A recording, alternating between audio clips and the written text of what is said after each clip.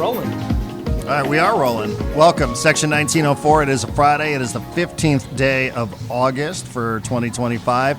I will say, inspired by our friend Tony Bubbles, who posted a picture on the Food Discord channel yesterday of an amazing-looking burger. We've decided we were going to take the podcast away from our homes, and we're going to go out and about into the public. So it's a little later that this podcast will be released on a Friday afternoon. What are you doing anyway? You're just waiting for Padres Dodgers coming up later. But we are from Bottle Rocket Bar and Grill. This is 16th Avenue, just a couple blocks away from Petco Park. Saw this picture that Tony Bubbles posted, and I said, man, that's what I want to do tomorrow. So here we are on a Friday. We've already eaten. We're into our second beers. John, happy Friday to you. Happy Friday to you, Darren. It is funny that after all that, neither one of us got the burger. No. But that's because there is lots to choose from food-wise here at Bottle Rocket, and I am partial to the chopped cheese here. Also, hidden trick for anyone coming down for future Padre home games, there's parking right at the end of the 94 here that's free. And so this is, whenever I come to a Padres game, I park right here, come into Bottle Rocket pregame, walk to Petco, come back after the game, have one more, get in my car, take off. I've spent $0 on parking. I got off the 94 freeway. I saw those spots, and I went right past them and ended up in a parking meter right in front. But brutal. There's lots of hours there. So I put about $4 into the city's pockets today. So our cutoff point for this podcast is at least 2:30 today. So like at 2:30, I got to be out the door. That's good, because at about 2 o'clock, we have to wrap this up so that I can get home in time for back to school night. Fun. I felt like riding my bike through Imperial Beach. It was back to school night in Imperial Beach. I wouldn't be surprised. There was a lot of that going on. Well, we mentioned we're at Bottle Rocket, and our friend Tony Bubbles posted a picture of an amazing-looking burger that I will save some room for. But our other friend, Eli, runs Bottle Rocket, owns Bottle Rocket. So we have to say thank you to Eli, who's making his Section 1904 debut. Thank you, Eli, for the hospitality. Oh, you're welcome. It was our pleasure.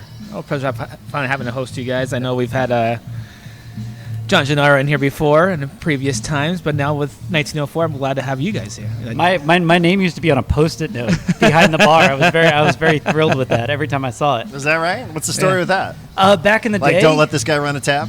No. Back in the day, I wanted to help Bottle Rocket, and I wanted a place for the Padres hot tub crew to meet up. And I talked with Eli, and Eli was like, "How about instead of us giving you money, we'll give you and Craig a special," I think it was like the employee rate. So we got a certain percentage off everything they got. And so every time Eli wasn't here, I'd be like, "Oh yeah, I'm supposed to get the employee rate," and they'd be like, "What?" And I'm like, "My name's on that Post-it note back there. It explains everything." And they'd be like, "Oh, okay, great." I think we also had a bike ride that came. Yeah, through Emo Brown. I'm also did. involved in that, which I guess we're all involved in Emo Brown. Right, yeah. A little bit. Yeah, in like whatever capacity it is at the moment. Yeah. Yeah, I think we did a bike ride where we all came up here as well. I think John was on that bike ride. I was. So, yeah, this was one of the stops that we made along the way. So this place has always been hospitable. And it's an amazing pregame spot. You know, we are talking a lot about parking in downtown San Diego and all the things that are coming with that. But I feel like there's a lot of people who have figured this out. What John's figured out, like, this is the place. You come, you post up, you go. It's a decent walk right over there towards Petco, so you're solid. Not to be too crude, but it's the walk from Bottle Rocket to Petco is a joint split between two people. So that's like the perfect way to put it. You know, I've done that walk. 15 or 16 or so minutes, so it's pretty good actually. And then I know everybody's worried about the $10 parking increase right now that we are worried about as well. We are still in the cusp, but if you go north on 16th, it will stop on Broadway, which is just 2 blocks from here, and all those parkings would be just not affected by the special event rate or whatnot they're trying to pull over here. Eli, I mentioned we saw this picture, and it's not the first time that Tony Bubbles has posted a picture of one of your burgers. He's done this a bit on our Discord channel. Yesterday, John and I had a conversation about burgers because he went to a place. I already forgot the name of it. Tanner's Prime. Tanner's Prime. Bottle Rocket's known for its burgers. Can you describe for us, as the proprietor of this fine establishment, what goes into making a good burger? Ooh. Good burger is also good ingredients, right? But it's also the proportion of said ingredient to, I would say that's the key to making a good burger. We also do the smash patty style, which I am so for. I've given up. I've already said if a burger comes with a knife in the middle, I'll send it back. Like, it's not. I'm not here trying to fight my burger. I want to be able to like just put it all in my mouth all at the same time, right? I got that nice first bite.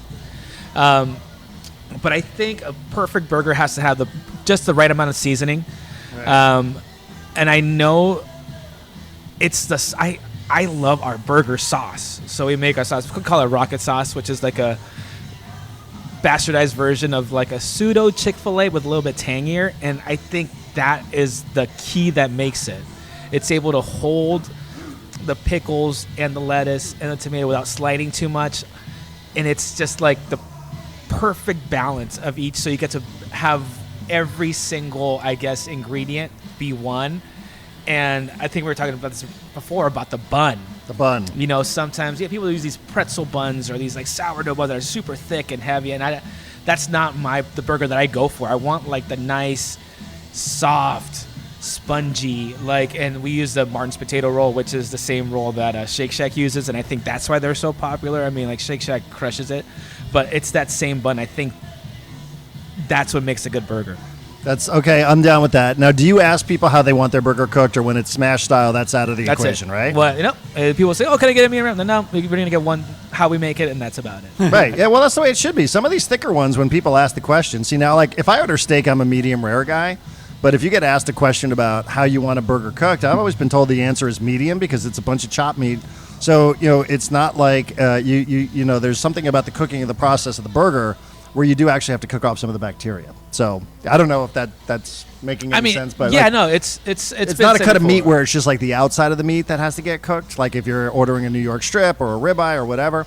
But like when you're a burger, like you're mixing it all together. So sometimes a little bit of that bacteria can get into the middle if it's on the surface. So you just got to cook a burger through. Like that's the way a burger should be cooked. It's a burger. It's not a steak, right? Right. And we do a nice 80-20 Angus beef, which is also has enough fat to kind of carry some flavor around. But it's also a burger. It's a burger. Yeah, I mean, for $12, what more do you want? Right, but you can fuck it up. And that's the thing that sucks is that a lot of people fuck up burgers all the time. You would think it's something simple, but I've seen those hockey puck burgers and those golf ball burgers that are like, why are you even serving that out? Right. Where it's just like literally a golf ball between two pieces of bread, and you're like, what happened here? Like, was there no press?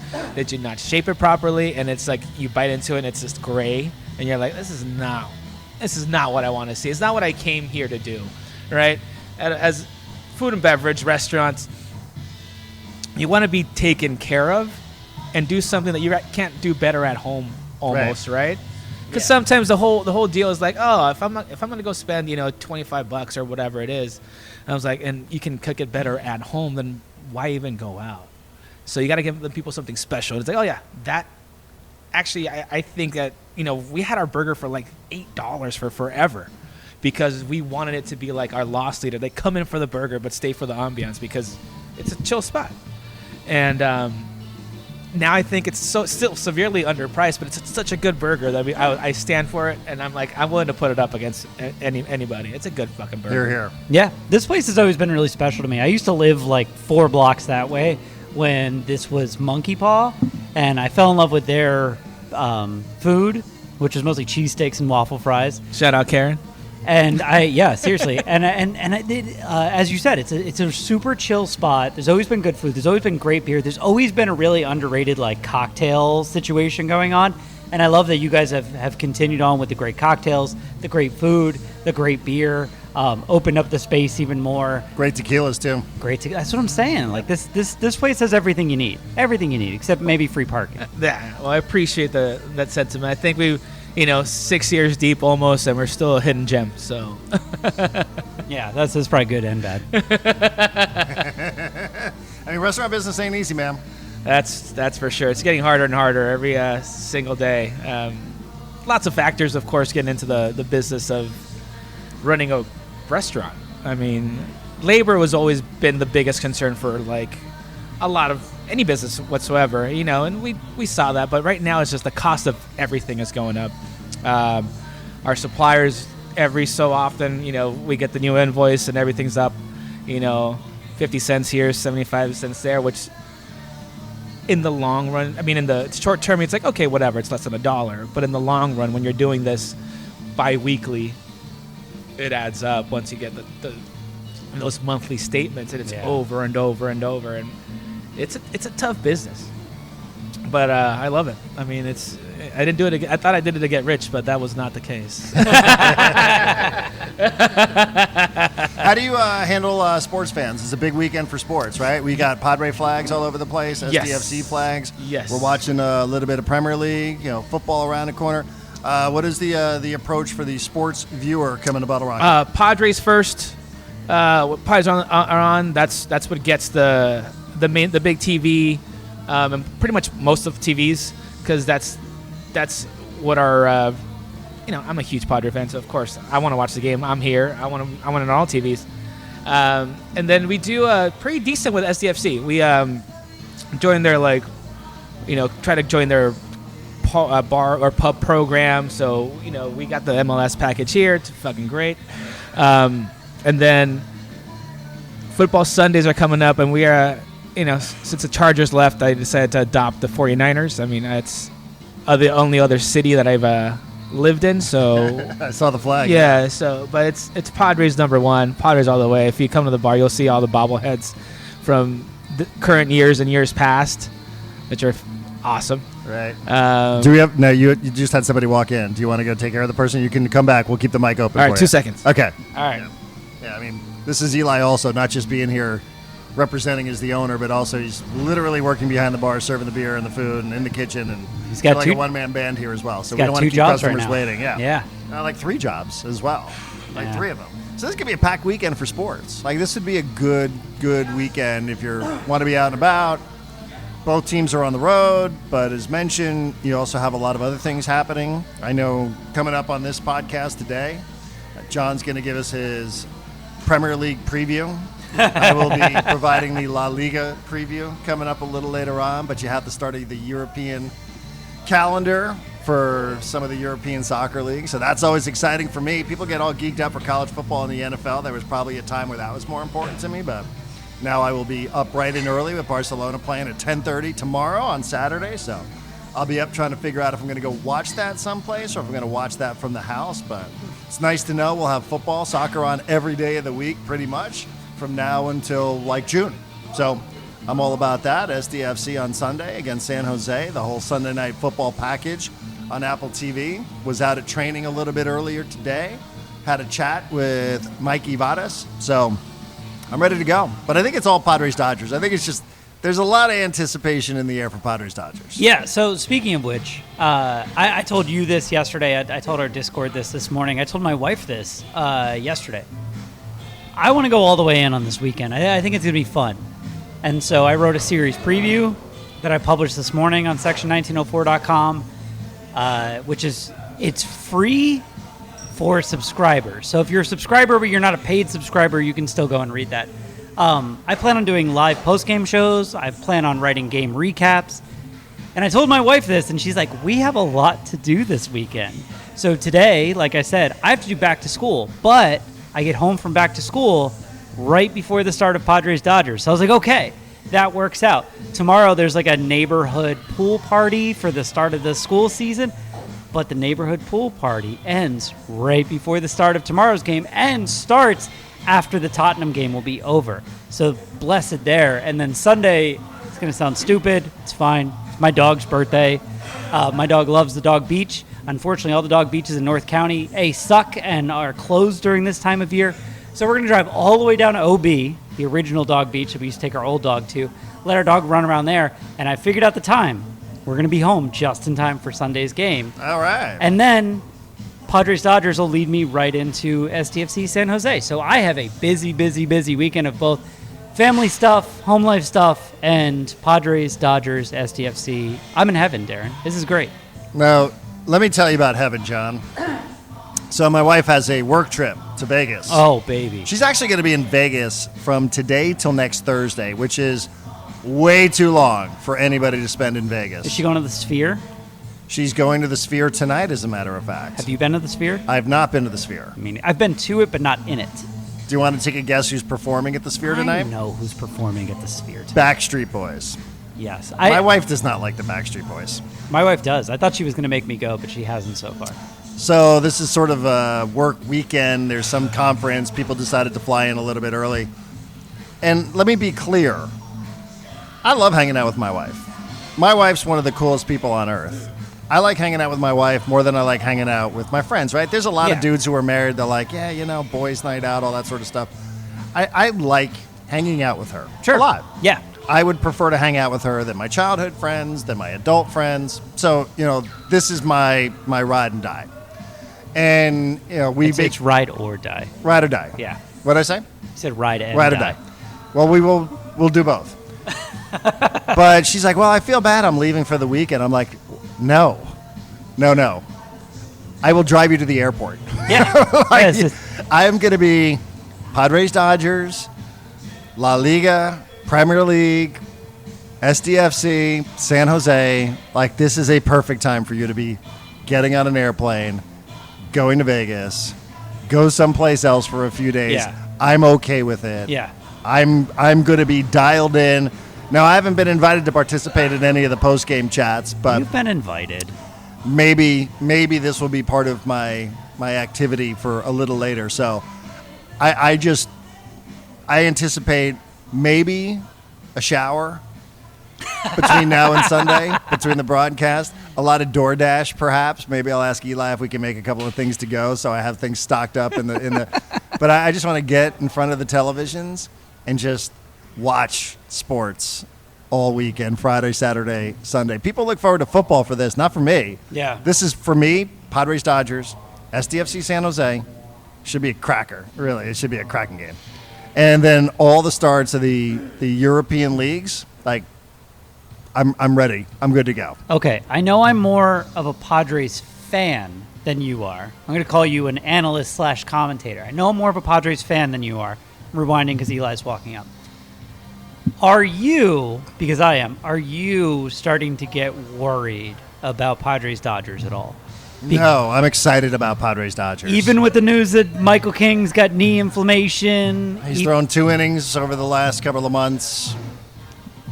I'm not being dismissive of what contributions I feel like he needs to make for the Padres to win the West and to go deep into the postseason. But for tonight, I am not sweating that one out. I am not. You're feeling good about Randy Vasquez? I am not looking at it as a harbinger of things to come. What I am focused on is I wouldn't rather anybody else be pitching for the Dodgers tonight than Clayton Kershaw. Okay. Who is a notorious Padre killer. 22-11 in an ERA just north of 2 against the Padres all time. Really? Oh, he is a Padre killer. He's had some bad outings. But apparently a lot more. He's 22-11 with right. an ERA just 2.16, I want to say it is.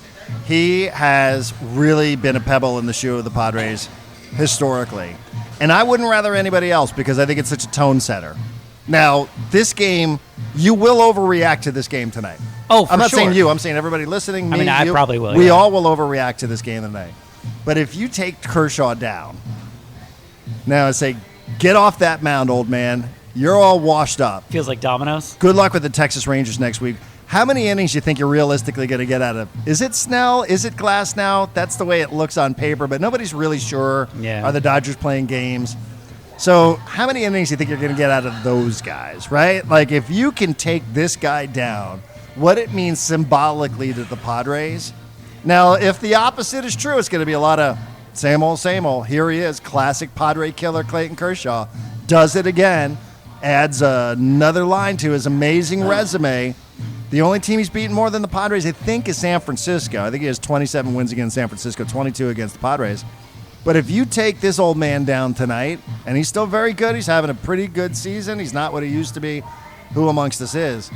But I just think the symbolism of that, I think it is meaningful heading into the weekend. And you get into their bullpen early, and you know the next couple of guys aren't exactly a bunch of guys that are going to be innings eaters. Like, I'm really excited to see them against Kershaw.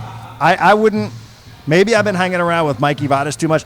I just think it's an amazing opportunity to come out of the gate, game one, 3-game series, 1-game lead in the NL West, and make a statement against that guy.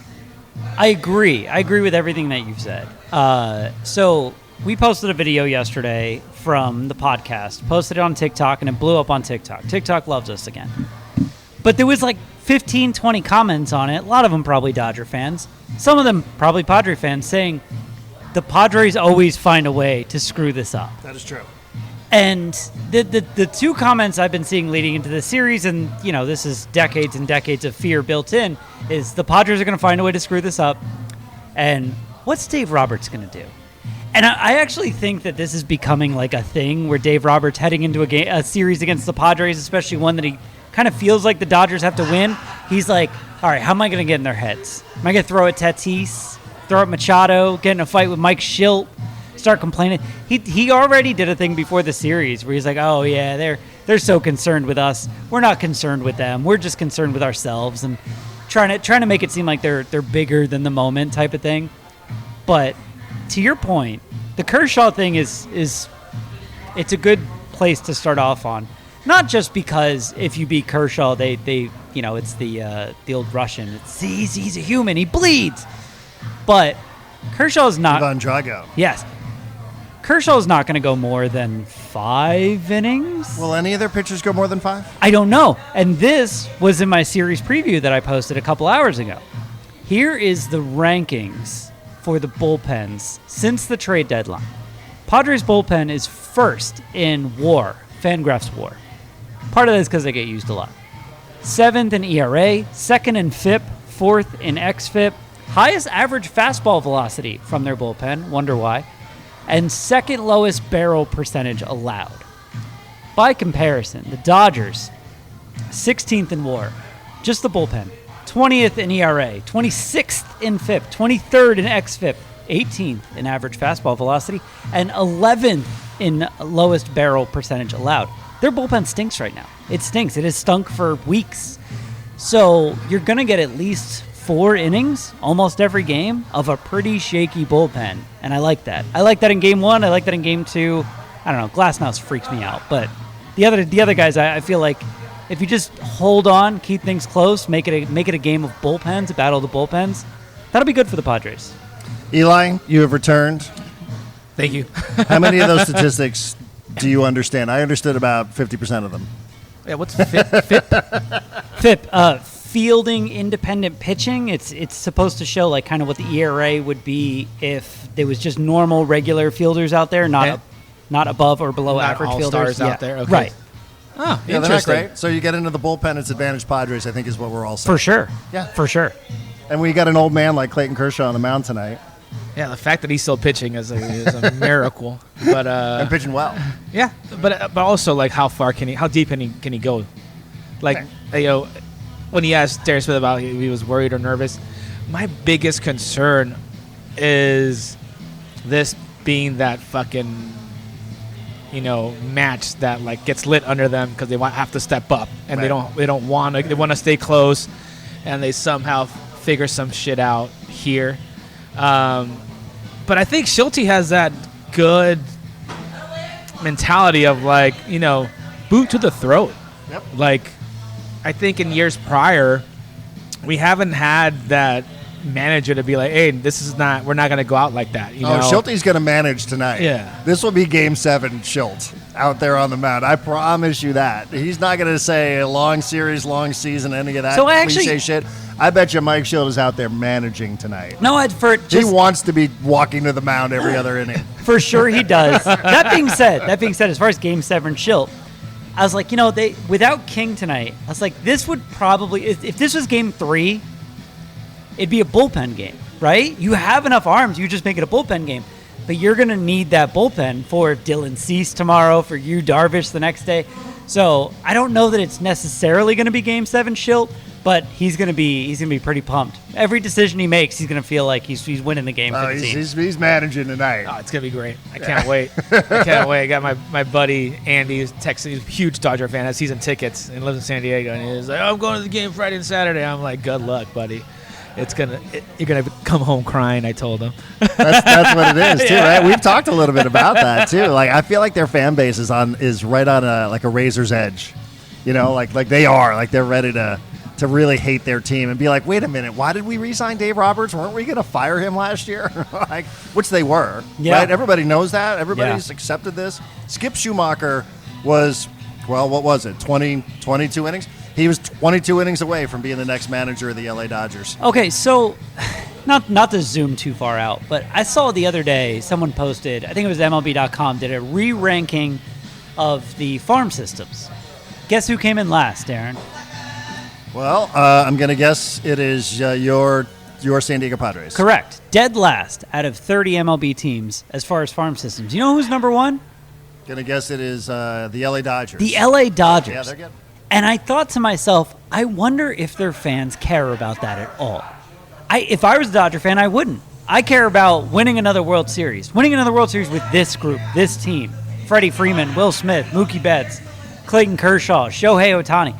It doesn't really benefit me that much to be like, hey, we got the number one farm system in baseball. And that's the whole essence of what A.J. Preller did, right? Like, who cares about the farm system? Win today. Win now. And so... What is that Casey Stern line? Prospects are cool. Yeah. Parades are cooler. I'd go for a parade right now.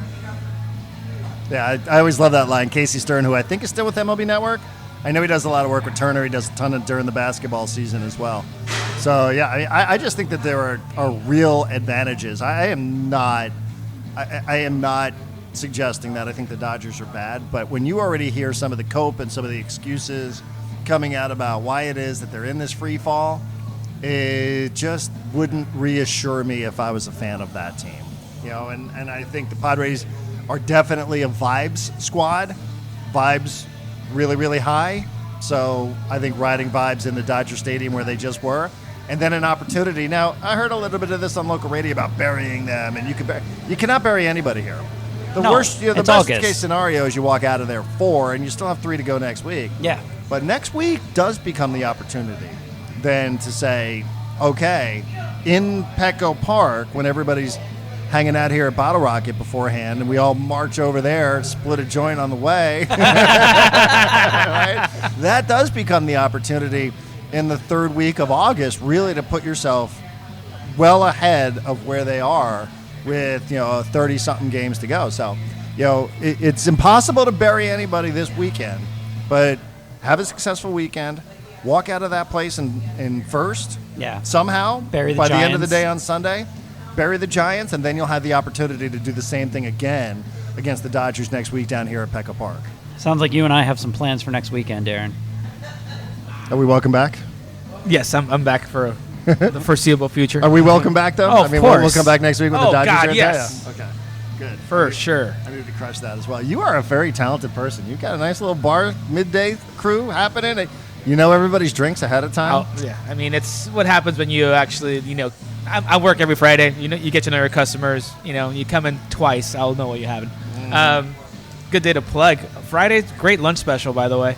On Fridays, we do $15 burger, fries, and a beer till 3 o'clock. So 12 to 3, if you're looking for a quick lunch, quick bite to eat, you want to try that burger we're talking about, dude, for $15, for cheaper than a number 1 extra large at McDonald's, you can actually have a really good burger and a beer. You were just saying really nice things about McDonald's like an hour ago. In Europe. All I said was that it was cheaper.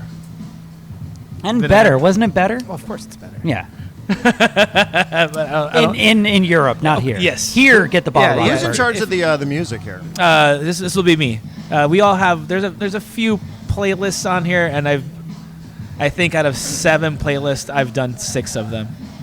I hear Prince, Tribe Called Quest. I'm in heaven. I heard Blink-182 at least twice. Yeah, I'm in heaven here with this playlist. It is like I took a good inspiration from like iPod on shuffle. That's a good inspiration. And if you do that, you'll be able to hit all your bases.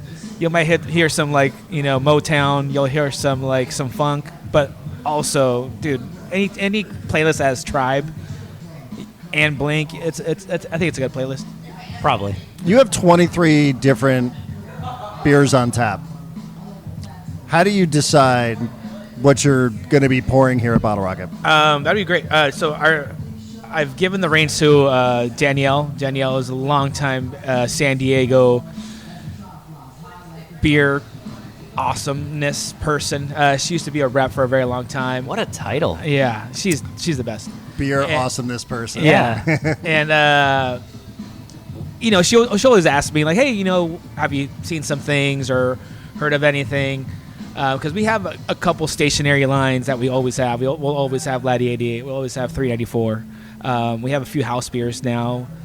Shout out to Society and Virgin. We get our house IPA from Virgin. We get our house lager from Society. So we'll always have something for them. But the rest, it will have to have a nice balance. You want to have an amber. You want to have something a little bit dark. You want to have something extremely light. And just people pleasers. I think now San Diego, especially summer, IPAs, Pilsners, lagers, either hazy or not, you're going to be able to hit all your marks. It's nice. It's 80 degrees out. I don't think you want to be drinking the double oatmeal barrel aged stout. Not right now. Yeah, no. Yeah. Somebody just walked in. Do we need to? I think two people just. Could we have stationed further away? By the way, I was trying to not disturb the people at the bar. I know, we're set up on the total opposite side of the bar. Poor guy's getting his steps in today. Yeah, he'll be fine. Darren, I don't know if you know this. I'm a bit of a beer snob. There's always something at Bottle. There's always 4 things at Bottle Rocket that I'm thrilled. Well, I think it's more important that I actually say this, and I mean that respectfully towards the beer snobbery. Yeah, you can fit in as a because I am non-beer not, snob. Yeah. and I'm somebody who's no, I don't really like a lot of these big beers. So what do you have for me? Is there something here like a Mexican lager that I can drink? And what Eli recommended to me was their Bottle Rocket Lager, which is phenomenal. So he's always got Modelo on tap too. But that's I the love. thing. I always felt when I moved to North Park, we couldn't find a place that we could go where we liked the beer because everything was so big and so heavy and just so not our style. So we just ended up not going out. We just ended up not going to any of those places. So always think about the person who maybe doesn't have the stomach for the Pinecone double IPA, tongue buckling, whatever the fuck it is. Always think about that person so that person doesn't feel totally out of place. That is completely fair. I'm not going to go into my whole thing about how I trained myself to like IPAs over a year. I'll just say this, because this has been inspired by you, Darren. Back when we were just friends and we would go out, we would have a few at a bar. We'd always be walking back somewhere, either to our cars or to your place or whatever, and you were the king of, you'd be walking past a bar after a full night of drinking. You'd be walking past a bar and you go, oh, let's pop in here for one more. And I remember that mostly at Bar Pink, which rest in peace. But Bar Pink was a place that would allow you to drink the normal beers. And you'd be like, all right, let's go Bar Pink, one more. And this place here, Bottle Rocket, is more often than not become let's get one more. Let's go to Bottle Rocket for one more. It's just a cool place to hang out. So, what is your honest expectation for this weekend? I don't know. Like yesterday, I feel like you're starting to become a little nervous Nelly about this. I am. Yesterday, I would have told you if the Padres don't win this series, I'm going to be disappointed.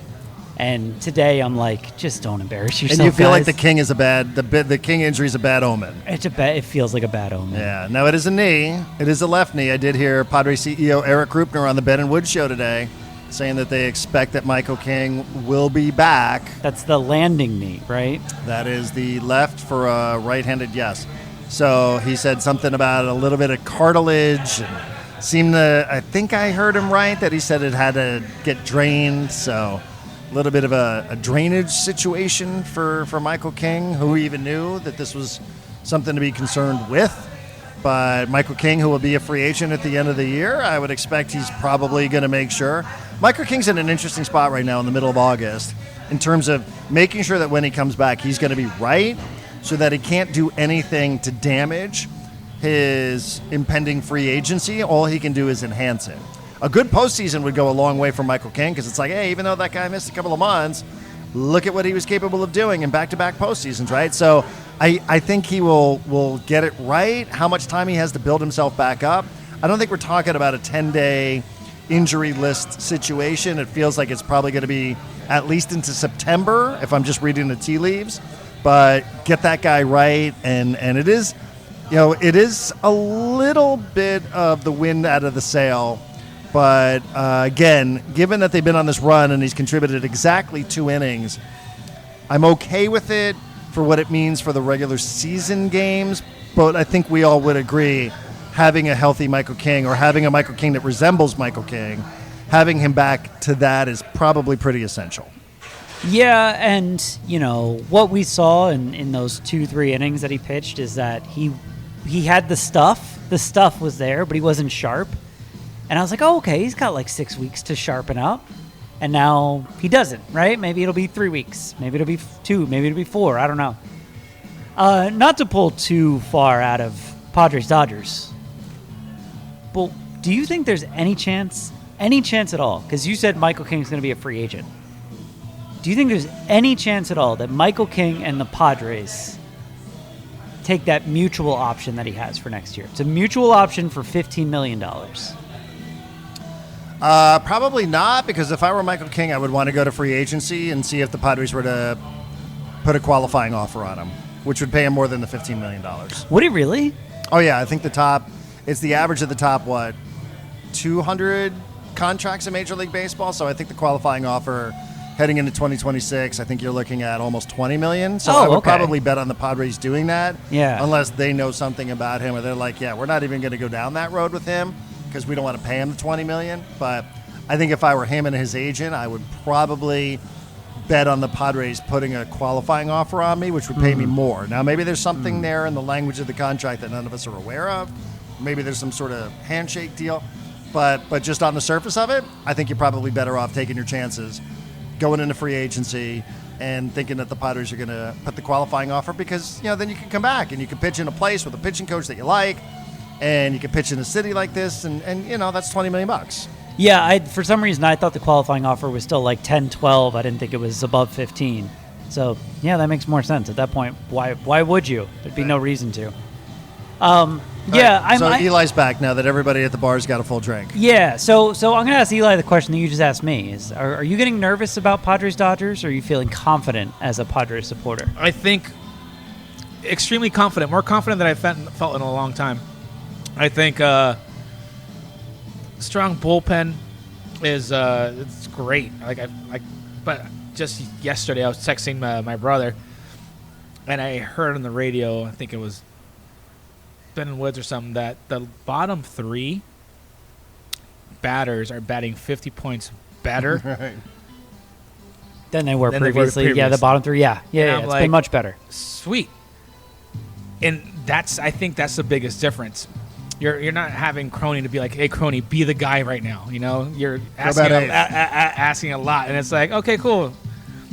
Laureano, Fermin, Crony, and it's like all of a sudden they're like, cool, they're on base constantly.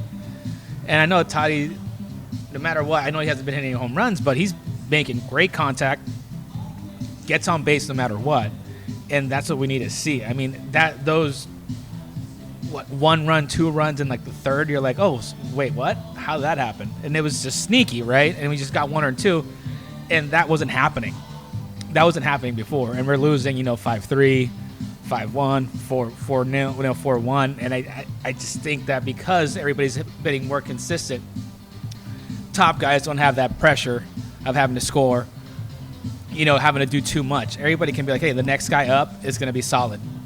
Like, Elias Diaz and Maldonado, like, cool, they were great, but also, batting, buck 36. Right. It's like, all right, like you can't really score runs that way. But I like, dude, Fermin and Laureano. I said once Laureano hit that bomb against the Giants, I was like, I've seen enough build the statue. See, I'm like Eli, and I am sitting here listening going, I wonder if this sounds ridiculous that he and I have this level of confidence because, like, what based on like Padre history would possibly give us reason to feel as confident as we do on this Friday night against noted Padre killer Clayton Kershaw? But meanwhile, I'm sitting here while you're out and doing your thing at the bar, and I'm like, yeah, fuck that guy. We're going to take him down here tonight. Like it's ridiculous to have this level of confidence, but I'm like you. I just do. I just do. But I feel bad that Whereas John is definitely, he's definitely sort of probably representative of a lot of Padre fans who are like, yeah, we don't deserve to have this kind of confidence going into Dodger Stadium for 3 games. You guys crazy? But I feel bad because, like, that's an enjoyable high. right? Walking into Dodger Stadium like super confident. That is an enjoyable moment. I'm not even giving myself that. Right. I'm like walking into it just like, please, like results Oh of the no, Michael like, King's out. We're dead. yeah, like results are the only thing that can make me happy, and that's frustrating. Like I want to walk into this very, very confident, but there's just something about me that's like, I don't know, if it goes bad, it's gonna be really bad. If it goes well, I'll celebrate later. But if it goes bad, oh no. I don't know, man. Eli and I are on the same page. So I'm like, yeah, man, we'll go in there and mop the field with those clowns. Those guys are done. I even on my series preview, I was like, Mookie Betts has been hitting really well for the last like 10 games. Watch out, everybody. Their defense is bad. Their bullpen is shit. Now watch. They'll, not completely eat this by. Darren, I talked myself into being afraid of Dave Roberts' mind games. I know. Which goes to show you that he actually is successful with the mind games. Right. Because, like, you're already worried about the mind games that haven't even happened yet. Completely. Would Dave Roberts be welcome in this place? No. Absolutely not, right? Oceanside His money's zone? no good here? It was because that whole Manny BS and playing head games. And Manny threw a ball at me, blah, blah, blah. I'm like, dude, get off yourself. Like, you can't, and then trying to act hard and like, come on, bro, you're not that guy. Don't be that guy. Don't try to pretend to be that guy just because you're in Dodger blue. You're not that guy. You're not welcome here. Yeah, it's fine. That's So okay. anybody else, guess what? I don't really care. Like, Dodger fans, your money's green. White, blue, purple, money's green. Well, Yeah, come just charge on them down. double. Yeah. Right. Just don't tell them that. Yeah, there's a line. And if it's a queue, you're going to be the last one, no matter what. Man, I'm so excited for this. I really am. I think it's just such a massive weekend. Yeah, actually, to your point about your wife's out of town this weekend, you get to spend the whole weekend watching Exactly. TV. When I explained to my wife like what I was planning on doing this weekend, not only the sports I'm watching, but then doing post game shows and write ups and all that stuff, I realized I was like, this is me basically saying like I'm gonna be a shitty husband this weekend. Like I'm not gonna be around. There's not gonna be a lot of time to hang out. I'm really sorry. If she was out of town, especially with my daughter, that would be a lot easier. So I get it. It's not a great weekend for relationships. Yeah, my wife's going to see the Backstreet Boys at the Sphere Dude, the tonight. Sphere, it's so sick. You been there? For whom? I haven't been, but I've seen the videos, and not for anything. Like, my wife and I have like another play, as you can say, playlist. I love a playlist. We have a R&B/boy band playlist, Oh. and on road trips or whatever, guilty pleasure, belting it out, singing Backstreet Boys, NSYNC, O-Town, O-Town. O-Town, yeah. Liquid Dreams. How about that one, huh? Wow. Who passed that one? There's a song called, their hit single from O-Town was called Liquid Dreams. Like, really? You're like talking and singing about nocturnal emissions? Like, what are you doing? But yeah, there was like 12 and 13-year-old girls everywhere at that time being like, yeah, liquid, doing all the dances. If TikTok was around back then, holy shit. Well, remember like the whole hullabaloo when like Despacito came out? Yeah. And everybody's Yes. like, do these white girls even know what they're singing? I remember seeing that on one of those news channels, like, oh, do parents know what's going on here? Yeah. Like, well, some of them do. Not everybody. Shakira played, by the way, the other night in Tijuana? I know she played around here, too. Oh, she played in Tijuana. She played Yes. at Estadio Caliente. Did you go? No, she crushed it. I've seen it family too, went. yeah. She played at Estadio Caliente. Yeah. That's amazing. Like Tuesday. How many? Okay, 20,000 people in there. 26, somewhere in that 26, range? really? Did they finish it? No, it's never going to be finished. Estadio Caliente is going to be under construction as long as we are alive. So, La Sagrada Familia in sports terms. Exactly, Sagrada Familia. 100%. The next generation, 100 years from now, is going to be like, they brought in all the world's top architects to work on this, and it's still going. It's still going. No, I knew she played in San Diego because you and Marty talked about it on Marty's show, which I didn't even know until that. I knew she played in LA somewhere, but no, I didn't know. Snapdragon, yeah. I didn't know she played at Estadio Caliente. That's amazing. Yeah, she did. I think Tuesday night of Yeah, this week. Yeah. she was not for anything. She was at M Theory like on Wednesday, just buying records and shit. Really? Like, by Yeah. herself. Yeah. She was at the Padre game like last week. Yeah, that's the whole story game, that we yeah. heard. Marty she Caswell. got- They got stuck in the elevator. Yeah. Yeah, the elevator broke. broke while Shakira How was in it. convenient, huh? Can you imagine what sort of international crisis that would have been if something would have happened? See, you could. I think you guys made a joke about this, but I was imagining like Eric Grupner being in the elevator with her, and then like radioing, like break it right now, break it. No, now's the time, right? More selfies. Yeah, I'm gonna get her to come back and do a Petco Park concert. Let's go on Instagram Live right now. Hey, why have you here? Well, you're not doing anything. Well, you're not busy. Sign all these things for me. Yep. You got to go run back to the bar. I have What's to go what's the dude in the white tank top drinking? Scotch and soda. Okay. All right. So it goes Pacific goes Scotch and soda, gin and soda. Number 12. That's our lager. Right. My boy Lee loves drinking Quirk lager and a shot of whiskey. Quirk? Yeah, it's like a whatever high noon. Truly. Wasn't he drinking a Coors Stubby That bottle was before? one. Don't let him try to fool you, but Okay. it's a Quirk guy. And then my other buddy's doing the lager as well. I love it. I used to have regulars when I was bartending, which I miss so much. And you know exactly. Here comes a Manhattan. Here comes an old fashioned. Here comes a gin martini. Well, the espresso martini we saw him making earlier, Yeah. the woman was standing outside the door when he opened. And she walked in and sat down. And he just started making her drink. And then that guy who just walked out, who I think his name is Bob, he walked in and you were like, "Hey, Bob." And he didn't even look at you. And you just started making his drink. And you just put it down in front of him. I was like, that's incredible. Like, man, I've always wanted to be a regular. It's being regular is fun. It's more fun than like working at a regular. Like when you're at a regular bar, you walk in, they're like, "Hey, what's up?" And it's like you sit down, and then the drink's right there. You don't have to talk to anybody. It's like, Someday. "Cheers," whatever. That's my goal. Someday I want to be a regular somewhere. How Same. old's your daughter? 7.5. Oh, you got like 11 years. Yeah, exactly. And then you can just boom. Yeah, when she moves out, I'll find the closest bar and just sit there every day and be a regular. every day. And the thing about regulars is that you think like, oh, they're lushes or whatever. Like it's not that. It's just like Something to people do. that go to the bar at the same time every day, have one, maybe two, and that's it. Yeah. It And then isn't- they move on to the next Yeah, one. and it's not like I get here and get tanked every day because people think it's like, oh, dude, regulars must be like alcoholics, and I'm like, no. People just get off of work, they wait out traffic, or whatever it might be. People come in here, it's like, yeah, my kid gets off of whatever soccer practice, baseball practice at 4. I get off of work at 3:30. I'll come in, have Actually- one, and then boom. So my daughter does. So she's got glasses and she's been taking vision therapy, and hopefully someday her eyes get well enough from the vision therapy she doesn't need glasses anymore. Right? It's a thing you can do when you're a kid. That's a thing? It's a lot of like eye training stuff. I did it a little bit as a kid, but not enough. Yeah, it's once you get old enough, it doesn't really take shit. anymore. So every week, I take her to vision therapy, and there's a bar like 2 doors down from her optometrist, and it's like a 40-minute session. So I always drop her off, go to the bar, have a drink, and then go back and pick her up. This has been going on for a year, and these people act like they've never seen me Oh, before. Jesus. Every single time I walk in, and I'm like, one of these days I'm going to walk in like, oh, hey, it's Thursday at that time. You're walking in the same Who the hell's this guy? every time. And they're always like, they're surprised I'm not ordering food. They're surprised I'm done after 1. I'm like, I'm here every week. Yeah. You also put a lot of thought into your tequila and mezcal. That's correct. So we What's the highlight of what you're pouring now?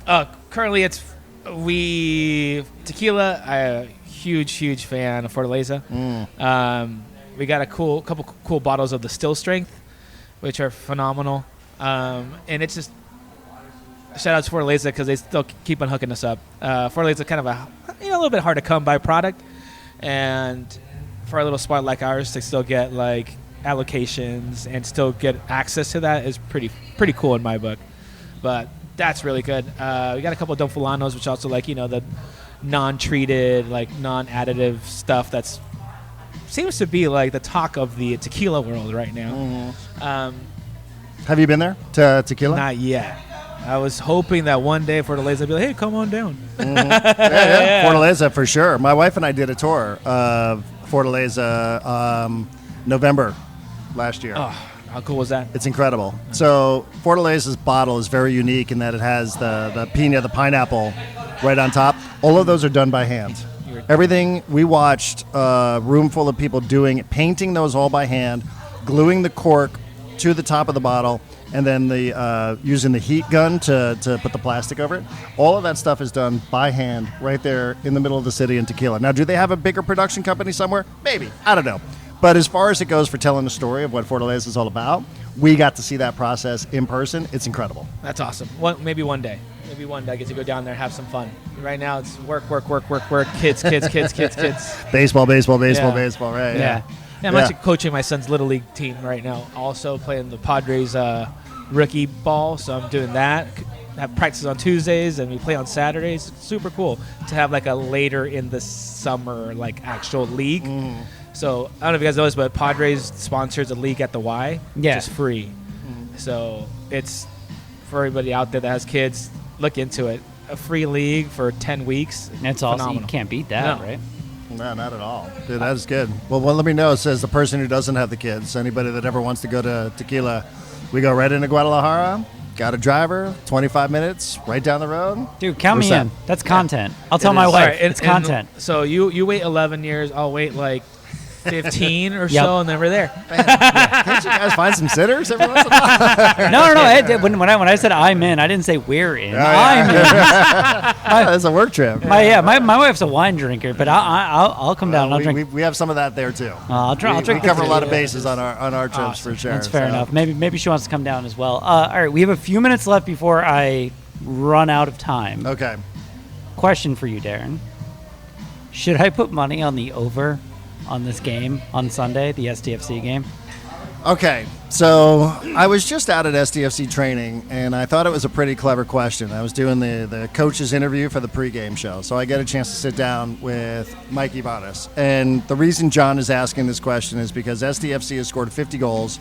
San Jose has scored 49. These are two of the top scoring teams in Major League Soccer. Do you know what the over-under is? That's a lot of goals. What is it? 3.5 goals. 3.5. Okay. Well, I will say SDFC over its last 5 MLS matches has only allowed 3 goals. So they perform much better defensively. And I said, Mikey, what has occupied more of your headspace this week?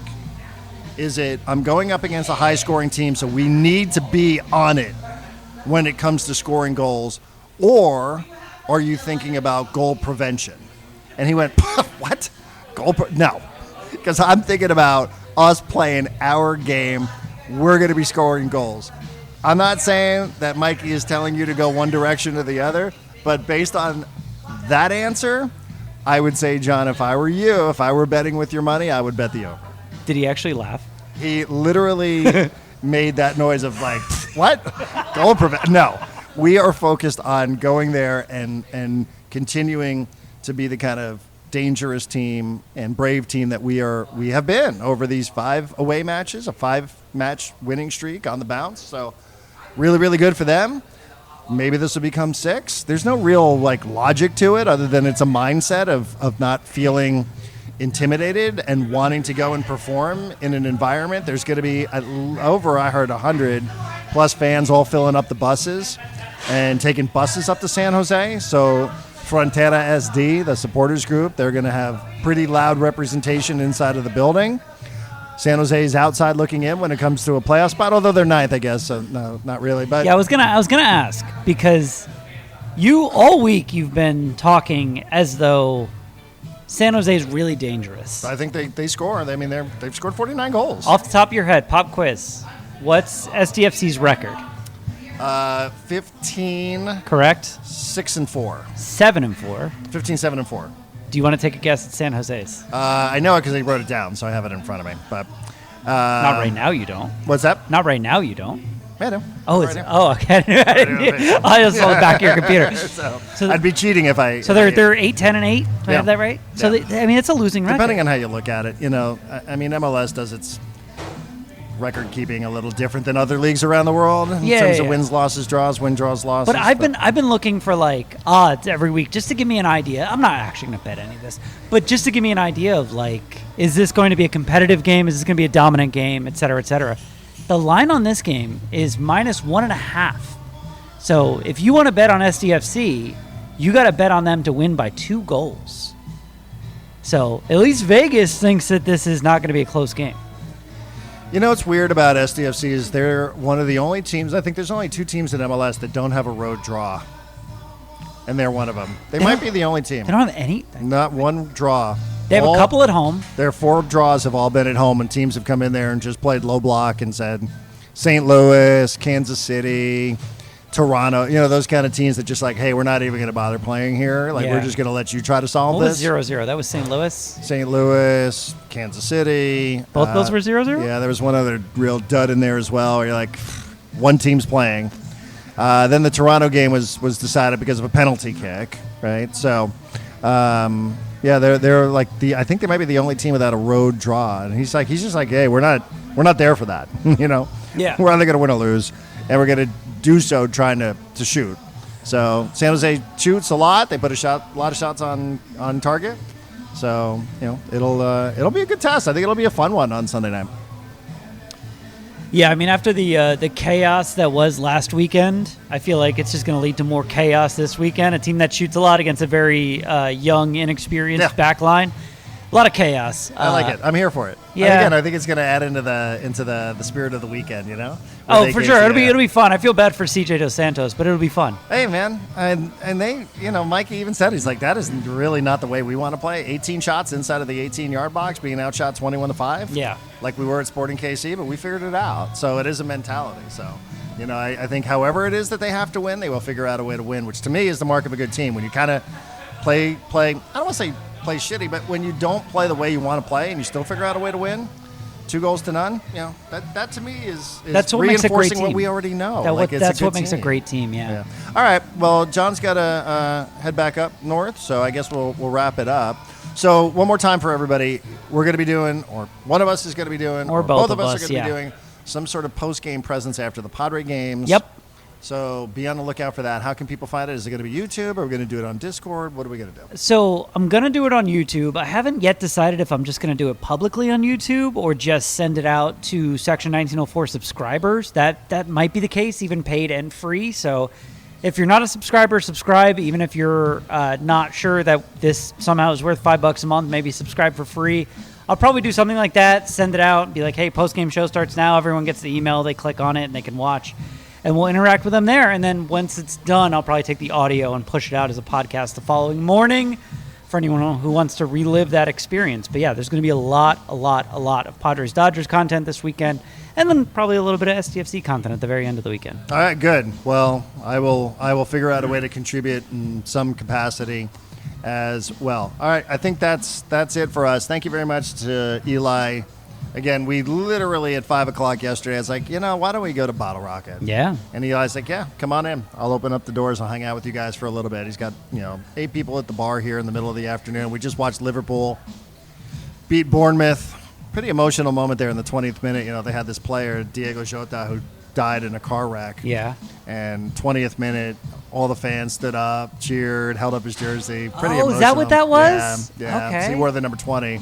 So 20th minute, they all did that. But Liverpool, which I said John would have his Premier League preview. Who are you picking to win the Prem? I'm going to go Arsenal just to annoy you. Although I do think they're actually going to win. Tottenham till I die. Okay. All right. Well, it's an optimistic pick. Interesting that you're so confident. All right, you're being overly optimistic about Spurs, where you're like, Padres are dead. That's it. I know. I hate it. Kings out. We're done. Fair. Our fandom is our fandom. There's no doubt about that. Thank you, everybody. Be on the lookout for us over the weekend. Thank you for all of your support. Ad-free, listener-supported, 100%. We thank you, and we'll talk to you over the weekend.